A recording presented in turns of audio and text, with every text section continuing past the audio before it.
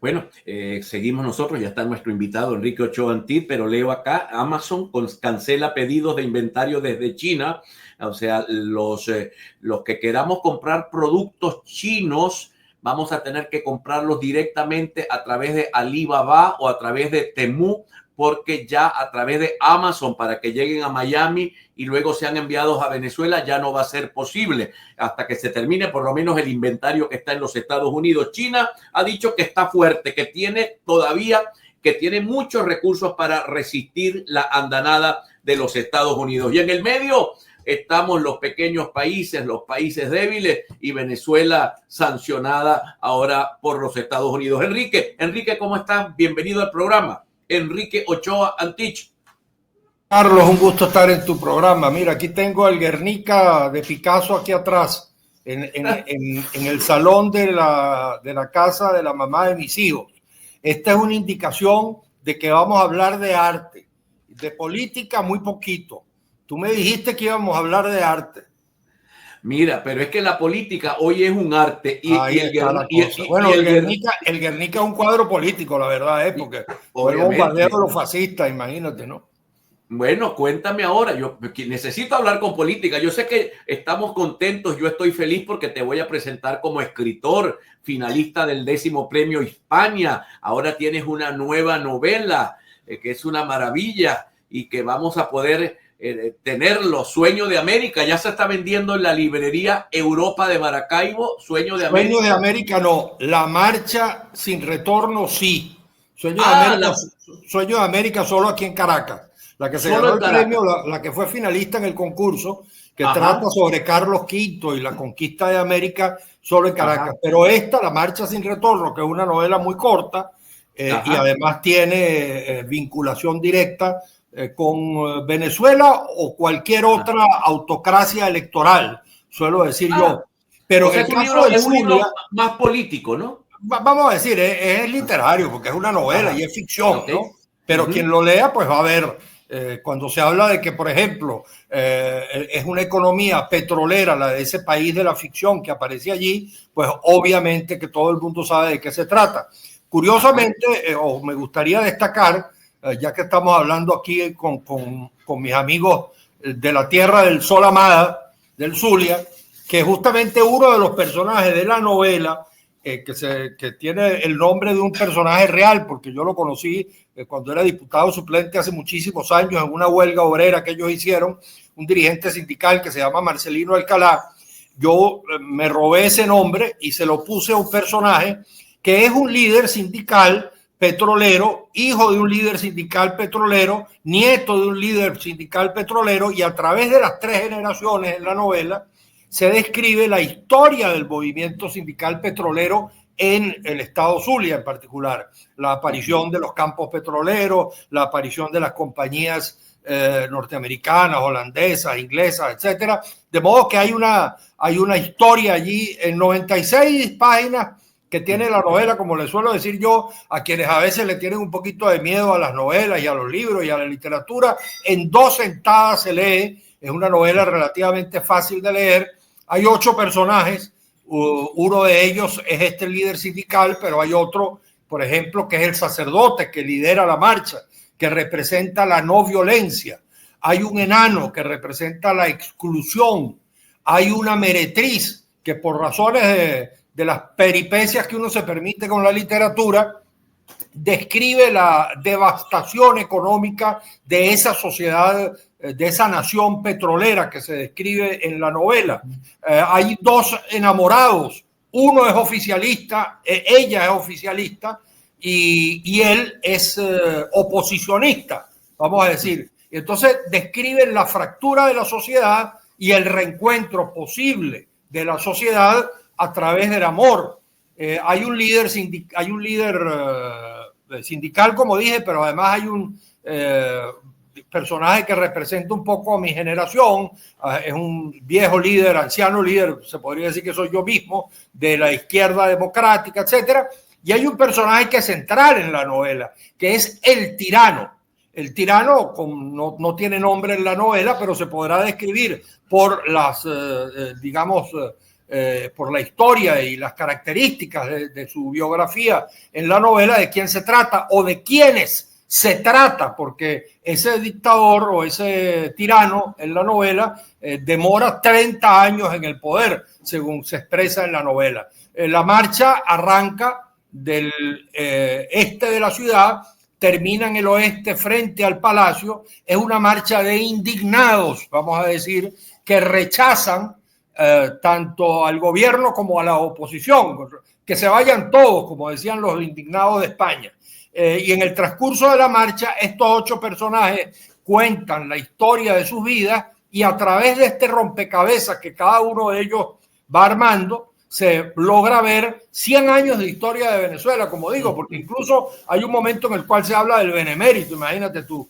Así que no sé realmente cómo lo hice, pero en 96 páginas, incluso para los jóvenes. A mí me gustaría mucho que los jóvenes políticos, los jóvenes escritores puedan, ojalá que se interesen en la novela, porque allí creo que van a ver algo que deben conocer, que es cómo se produjo todo este proceso desde el nacimiento del petróleo, pasando por la democracia y terminando en la Venezuela que tenemos hoy.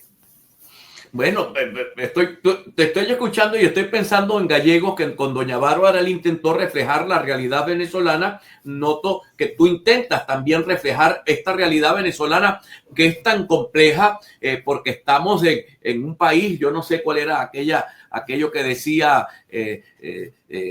García Márquez. Yo no sé si estamos en el laberinto o dónde estamos los venezolanos. Estamos en Macondo, con el perdón y con la disculpa por el Gabo. Yo en el bautizo que hicimos aquí, que por cierto habló el rector de la UCB y habló Víctor Rago y habló Mercedes Malavé, palabras muy bellas, habló Kiko también, me presentó a mí como viejo amigo que soy de él, en la librería El Buscón, en el Trasnocho, en Caracas, cuando hicimos la presentación con un auditorio, por cierto, bastante numeroso. Yo en mis palabras dije, con disculpas al Gabo, a veces siento que nosotros estamos viviendo una especie de Macondo. Vargas Llosa, en el libro que hizo de estudio de la obra de García Márquez, dice que en 100 años de soledad, el truco de 100 años de soledad, que es lo que le intriga al lector, es cómo lo imaginario parece real y lo real parece imaginario. Bueno, a nosotros nos pasa algo parecido, Comandante Eterno, hasta el final, cosas de esas que son un poco imaginarias y que al final de cuentas terminan siendo reales, ¿no? Bueno, hablemos un poco de ese país que tú dices que se parece a Macondo. No vamos a entrar en política. Me prometiste comprar la novela, espero que la compres y espero que hables de ella en alguno de tus programas. Claro que voy a hablar de ella, la voy a comprar, la voy a leer y no te preocupes porque a mí me gusta la lectura, básicamente mi trabajo es la lectura y luego la comunicación. Lo sé. Hablemos de ese país Macondo que estamos viviendo, que ya tú entraste porque tú fuiste el que dijo Macongo y con el Guernica atrás, pues más política, más problemas, un país bombardeado por todos lados. Te escuchamos. Bueno, es que justamente la tragedia que hemos vivido los venezolanos es que hemos padecido la suma de los males. Nosotros tuvimos, la gente a veces recuerda, ocurrió con Carlos Andrés Pérez en su primer gobierno, cuando la segunda elección, que la gente lo eligió por el recuerdo de las vacas gordas, a veces la gente recuerda los 15 años de Chávez con cierta nostalgia, algunos sectores incluso populares, porque se repartió mucho dinero, había mucho dinero. Pero el germen de la situación venezolana está en esos 15 años. Se estatizaron 1.000 empresas y se quebraron todas. Había 12.000 industrias en el 98, en el 2013 cuando murió Chávez quedaban 2.000, 10.000 se habían espantado con las estatizaciones. O sea, tú sabes lo que significa para una economía pasar de 12.000 industrias, que ya era poco. Nosotros le criticábamos a Decopey que no se había industrializado el país, pero pasamos de 12.000 a 2.000. En 15 años, ¿no? Bueno, de 30.000 millones de deuda, de dólares, 30.000 millones de dólares de deuda, pasamos a 100.000 de un salario mínimo que le dejó Teodoro a Chávez de $380. Teodoro lo pasó de 160 a 380 en los 2 años que estuvo en el ministerio. Chávez lo pasó de 380 a 100. en el 2013. Ya venía cayendo y siguió cayendo en picada hasta, digamos, volverse sal y agua como ocurre en la actualidad. Entonces hemos tenido, bueno, ya en ese entonces se le quitó 2 ceros a la moneda. El puntofijismo recibió a 4.30 el dólar y lo entregó a 500. Ya era una monstruosidad. Chávez lo recibió en 500 y lo entregó en 64.000. Si le ponemos los 2 ceritos que nos quitaron. Y si le ponemos ahorita los 14 ceros, estamos en 10 billones de bolívares. 10 billones de bolívares del 98 por $1. Imagínate tú el grado de destrucción que ha habido en la sociedad venezolana.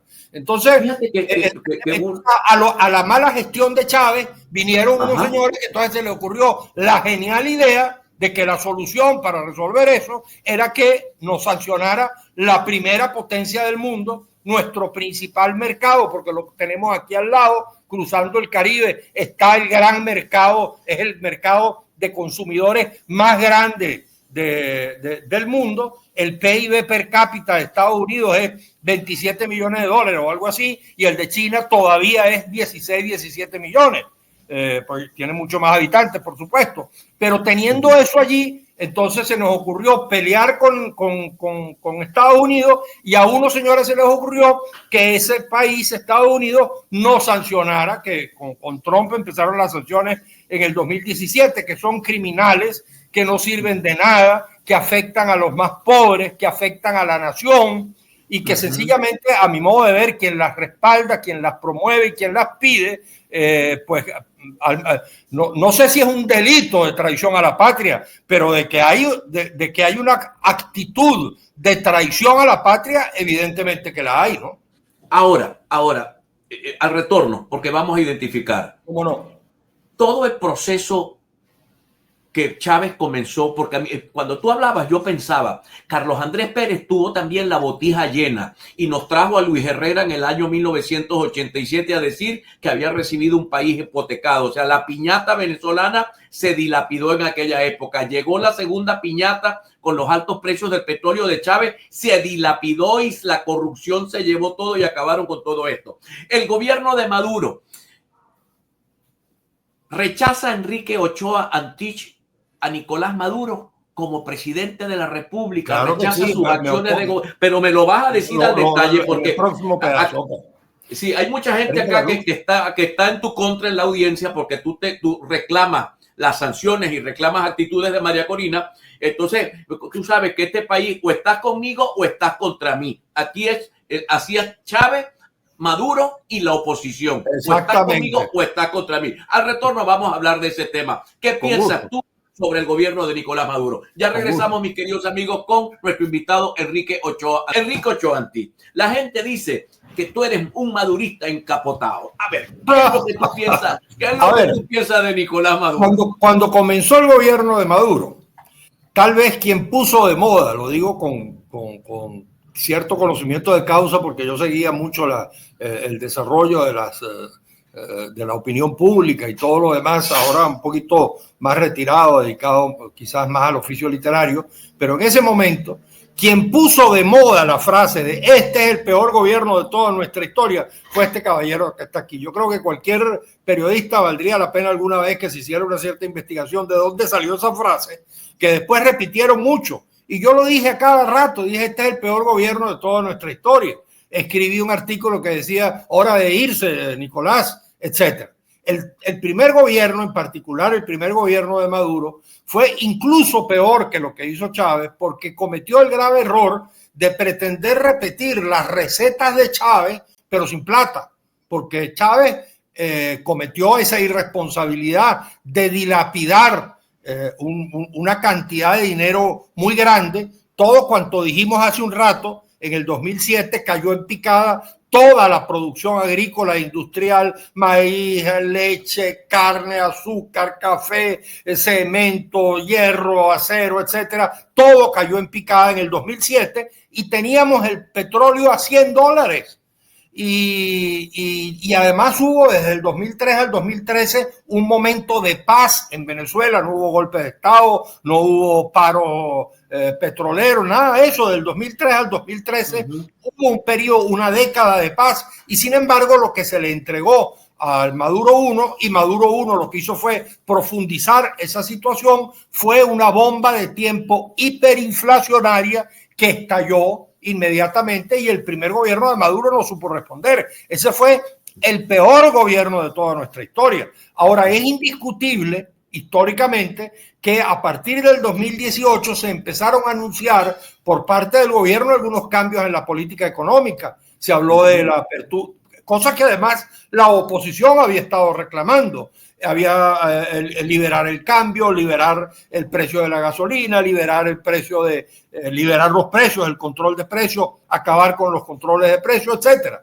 Y eso empezó a producir un cierto cambio en la economía, y entonces vinieron las sanciones. Allí es donde hay una corresponsabilidad, y al gobierno la única respuesta que ha tenido frente a esta situación de oposición radical por parte de un sector de la oposición, un sector extremista de la oposición, es incentivar la confrontación.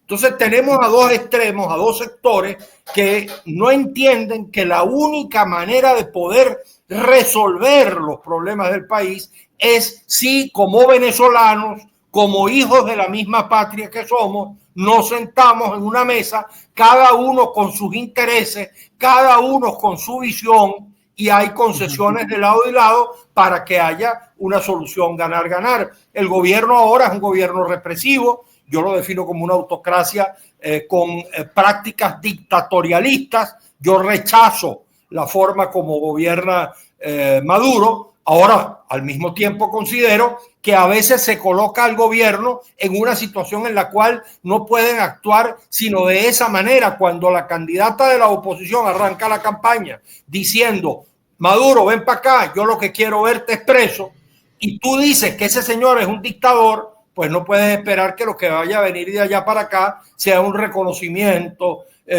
tú sabes, civilizado. Si tú tienes eso, tienes la recompensa, tienes un juicio en la Corte Penal Internacional, caramba. Entonces nos estamos jugando al país en una confrontación absolutamente estéril, que no le sirve a nadie, ni al gobierno, ni a la oposición, ni a la inmensa mayoría de los venezolanos que estamos en el medio de este conflicto.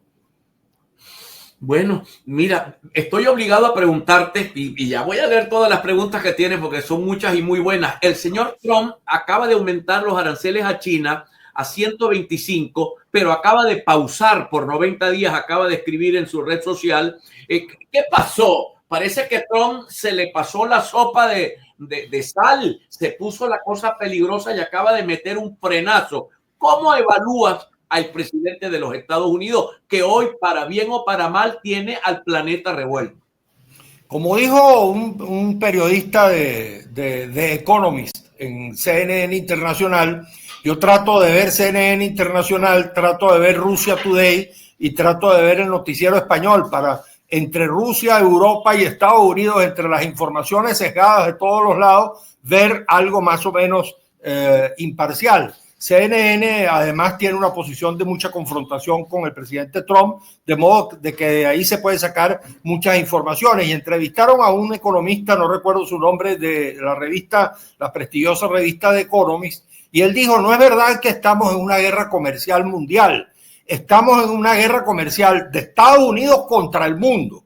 Ahora, efectivamente, creo que en particular con China se le está pasando la mano. Ojalá que yo no he leído hasta ahora la noticia que se dice de esta digamos, stop que le dio a las sanciones contra China, si es que lo hubo, quiere decir que la reacción muy recia y muy firme de China los asustó. Estados Unidos necesita las tierras raras de China. China es el propietario, creo que del 80% de las tierras raras de China. El teléfono, ¿cómo que se llama? El iPhone. El iPhone, que es el teléfono que más se vende en los Estados Unidos. Bueno, todo está prácticamente hecho de componentes chinos y fabricado en China. Entonces, es muy difícil para Estados Unidos, con un mercado muy importante, es la primera potencia del mundo, sin lugar a dudas, de 350 millones de personas, etcétera, eso es verdad, pero frente a una potencia cada vez más poderosa como China,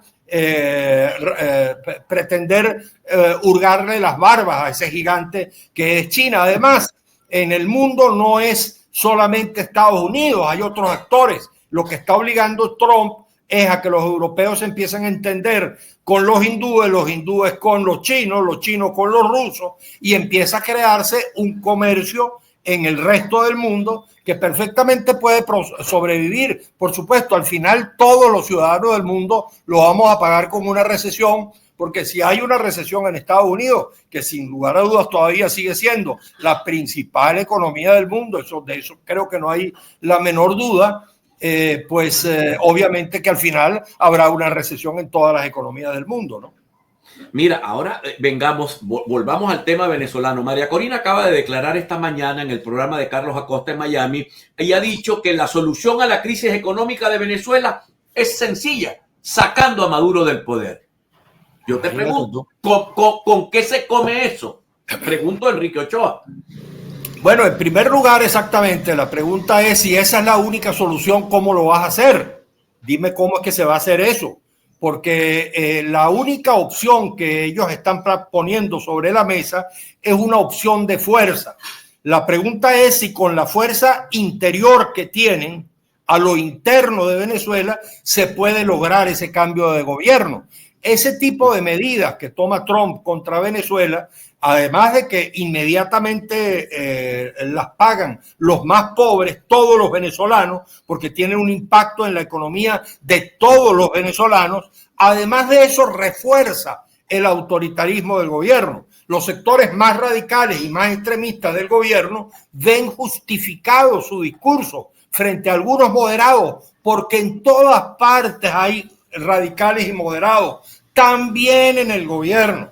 Y si la oposición no entiende que tiene que buscar algún tipo de interlocución con algunos sectores del gobierno para lograr un cambio negociado a la situación venezolana, pues entonces la única salida que queda es la fuerza. Entonces, ¿cuál es la fuerza que están planteando? Una intervención militar norteamericana. Le van a pedir a Trump que intervenga militarmente en Venezuela para sacar a Maduro, porque esa sería la única manera. Por supuesto, si por aquí por encima del cielo de Caracas pasan 300 aviones norteamericanos, tú comprenderás que los 27, 30, no sé cuántos, 40 aviones que tiene la Fuerza Aérea Venezolana, pues tendrá que rendirse, lógicamente. Ahora, queremos eso. Eso es una vergüenza para los venezolanos, que la única salida que podamos encontrar los venezolanos sea una intervención militar extranjera. Eso yo no lo quiero para mi país, y pareciera que es la única opción que están planteando estos sectores extremistas que plantean las cosas en términos de todo o nada. Sale Maduro y se resuelve la situación económica del país. Eso no es verdad. Hay que resolver los problemas económicos del país entre todos los venezolanos. Claro que se requiere un cambio, y el gobierno debería entender que ese mérito que ellos se dan a sí mismos de no nos han tumbado, aquí estamos, somos unos héroes de la revolución, hemos logrado resistir, resistiremos los atropellos de Trump, hemos resistido las intervenciones militares, hemos resistido los golpes de Estado, etcétera. Con el país destruido no es ningún mérito mantenerse en el poder, pero destruir y devastar al país económicamente, como se ha devastado al país en estos 25 años, como nunca antes. La devastación económica y social del país de estos 25 años no ocurría en Venezuela, sino tal vez en los tiempos de la Guerra Federal. Jamás en la historia venezolana ha habido una devastación tan grande de la economía y por lo tanto de la vida social de los venezolanos. De modo que necesitamos un acuerdo, Juan Carlos. Construir un acuerdo. Mira, te ratifico, Trump acaba de suspender por 90 días todos los aranceles que había colocado, a excepción de China, que le ha aumentado el gravamen al 125%. Vamos a esperar la respuesta de China. La respuesta, parece que la pelea fue solamente con China, arrugó con el resto del mundo luego que dijo que le estaban besando el trasero. Ahora él mismo ha echado para atrás sus propias medidas, a excepción de China. Por acá me pregunta Juan Mustiola, pregúntale quién ganó las elecciones, pero que te responda que no Guaviné, las elecciones, eso me lo vas a responder al retorno, Enrique. Y la señora Iris Muchacho te pregunta, ¿qué piensa usted de la reforma constitucional propuesta por Maduro? Eso evidentemente nos lleva a hablar de elecciones, porque la reforma, la única manera de impedirla o es con un ejército extranjero o con el ejército venezolano o con el pueblo en los centros de votación votando en contra de la reforma. Al retorno, mis queridos amigos, con Enrique Ochoa Antich. Bueno, mis queridos amigos, continuamos. Enrique, me preguntan acá dónde se consigue el libro en el Táchira. Alguien que nos está viendo por la red. En el Táchira, en la librería Nacho, en el centro comercial El Tamá, en la avenida España o 19 de abril, arriba al lado del Hotel El Tamá, ya todo el mundo sabe dónde queda. Por cierto, enfrente quedaba la casa de mis padres, en el centro comercial El Tamá, en la librería Nacho. La única, Nacho, por cierto, una de las pruebas de la devastación económica del país, cuando he estado tratando de ubicar las librerías y a través de la distribuidora que está haciendo la distribución del libro, pues es increíble. Nacho, que era una cadena de librerías en todo el país, era una franquicia que comenzó en el estado Táchira. De toda esa franquicia, de esas 13, 14, 15 librerías creo que había en el país, Nacho, solamente queda una, la original, que es la de San Cristóbal. Bueno, en esa librería, Nacho, se consigue mi novela. Bueno, la gente pregunta dos cosas. ¿Quién ganó la elección el 28 de julio? Ajá, ¿y qué dices de la reforma constitucional? Y la tragedia del 28 de julio, justamente, que una victoria electoral que estaba cantada. Creo que es evidente que nosotros sabemos quién ganó y que Edmundo González presuntamente obtuvo la victoria electoral en esas elecciones y que efectivamente no lo lograron probar como se debía en el sitio donde se debía haber probado. Eso me parece que fue una equivocación que se cometió, pero en todo caso, más allá de eso, el hecho concreto es que esa victoria electoral que estaba cantada, que a mi modo de ver la habría logrado cualquier candidato de oposición, la convirtieron en una derrota política. Y es la tragedia. Mientras los opositores no nos coloquemos frente al resultado del 28 de julio en la actitud de decir: el resultado del 28 de julio no solo es responsabilidad, el resultado político me refiero, no el resultado electoral, el resultado político de quienes prometieron que iban a ganar e iban a cobrar, porque ellos eran valientes, porque ellos iban a lograr a tener la fuerza, porque ellos iban a movilizar al pueblo, porque ellos iban a lograr el éxito que no habían logrado ni Capriles, ni Guaidó, etcétera. Esos que dijeron eso, bueno, resulta que al final obtuvieron una derrota política, y mientras nosotros no reconozcamos que esa derrota política tiene que ver también con nosotros y no solamente es el resultado de la maldad del gobierno, de los atropellos del gobierno que son evidentes, que fueron evidentes, y si el gobierno no comprende que tiene que dejar de atropellar a sus adversarios y que tiene que sentarse en una mesa de negociación a acordarse con el adversario, entonces el país va a seguir destruido. Si, por ejemplo, la reforma de la Constitución se entiende como una oportunidad para pasar ahora la reforma aquella de Chávez, porque a cuenta de la abstención o a cuenta de que ya se perdieron los escrúpulos, ya en una servilletica que se van a presentar al final los resultados electorales o lo demás, si efectivamente se impone una reforma de la Constitución que pretenda legitimar al partido Estado. Por cierto, el otro concepto que creo que yo puedo atribuirme, que muchos repiten ahora, es el partido Estado. Yo creo que el chavismo devino en un partido Estado, que es inconstitucional. Yo he dicho una y otra vez que el chavismo como proyecto político es inconstitucional, porque parte de la premisa del copamiento partidista de todos los poderes, parte de la premisa de la partidización de la Fuerza Armada, parte de la premisa de poner la administración pública al servicio de una parcialidad política, todo lo cual es inconstitucional. Ahora, si lo que pretenden con la reforma, aprovechando ahora que la oposición está dispersa, está derrotada, que hay mucha abstención, etcétera, bueno, entonces, si lo que pretenden es legitimar ese partido Estado, pues no vamos a lograr nada. La reforma de la Constitución habría que esperar a ver cuál es el texto que nos van a presentar. Ojalá que no caigan en esta tentación. Tengo la impresión de que van a caer por lo que han estado anunciando, pero hay que esperarlo responsablemente, hay que esperar el texto para poder emitir una opinión definitiva. Yo esperaría que la oportunidad de la reforma de la Constitución sea una oportunidad para sentarnos juntos y lograr a través de una reforma de las instituciones conseguir la forma de crear un gobierno de unidad nacional. Eso se puede lograr con una reforma de la Constitución, donde el presidente sea de una fuerza, el vicepresidente sea de otra fuerza, donde pueda estar representado el arco político, económico y social de Venezuela. Enrique, una pregunta final. ¿Votar o no votar el 25 de mayo? He ahí el dilema. ¿Qué dice Enrique Ochoa Antich? No votar. Yo le digo a mis amigos, nos estén escuchando, que estén tentados con esa idea. No crean que no votar es no votar. No, señor. No votar es votar por Maduro. Es así de simple. Es un voto que usted le quita a la oposición y por lo tanto es un voto que sube el gobierno. De modo que no votar es rendirse.